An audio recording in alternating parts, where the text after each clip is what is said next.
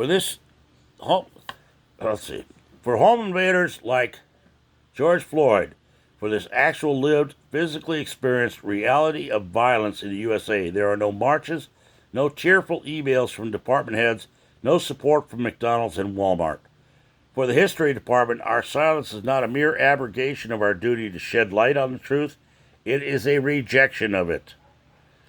The claim that black interracial violence is the product of redlining, slavery, other injustices is a largely historical claim.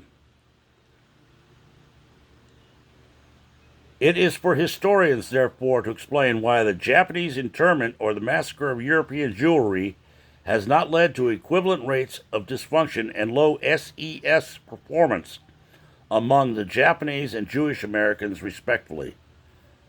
Now we're back to bold print. Arab Americans have been viciously demonized since 9/11, as have Chinese Americans more recently. However, both groups outperform white Americans on nearly all SES indices, as do Nigerian Americans, who incidentally have black skin. It is for historians to point out and discuss these anomalies. Back to normal print.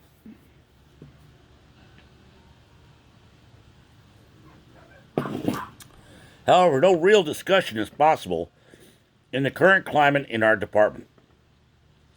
The explanation is provided to us, disagreement with it is racist, and the job of a historian is to further explore additional ways in which the explanation is additionally correct.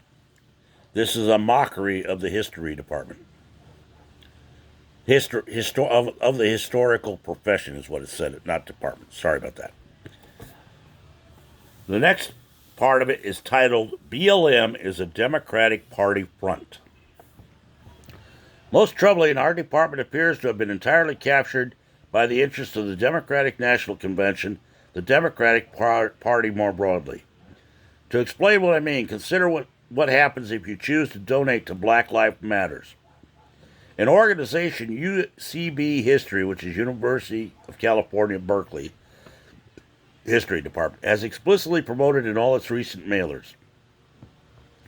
All donations to the official BLM website are immediately redirected to Act Blue Charities, an organization primarily concerned with bankrolling election campaigns for Democratic candidates.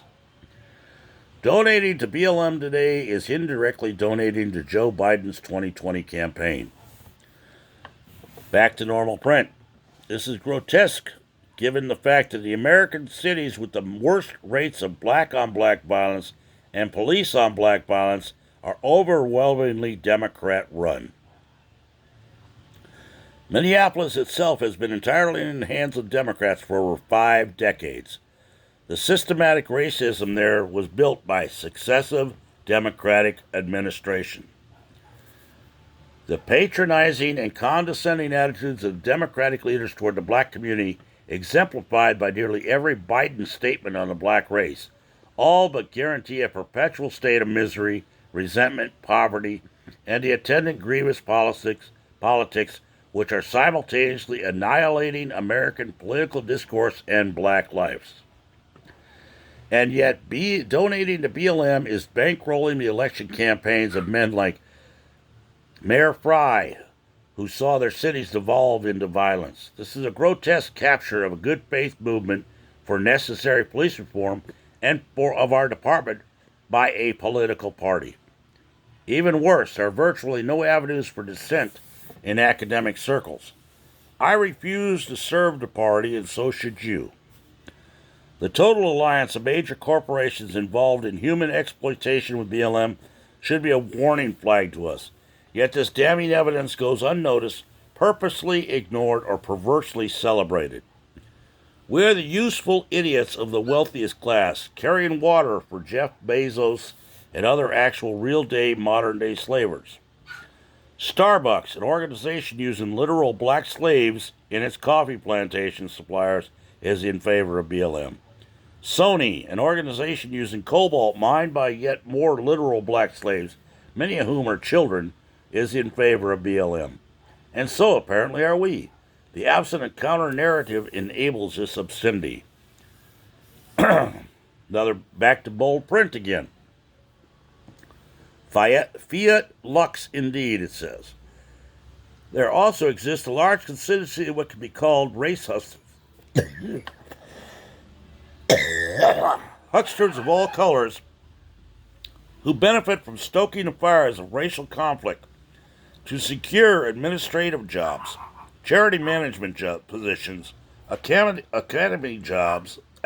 jobs, and advancement or personal political entrepreneurship. Back to normal print. Title is Parts, The Truth About Floyd. As a final point, our university and department has made multiple statements celebrating and eulogizing George Floyd. Floyd was a multiple felon who once held a pregnant black woman at gunpoint. He broke into her home with a gang of men and pointed a gun at her pregnant stomach. He terrorized the women in his community. He sired and abandoned multiple children, playing no part in their support or upbringing, failing one of the most basic tests for decency for a human being. He was a drug addict and sometimes drug dealer, a swindler who preyed on his honest and hard-working neighbors.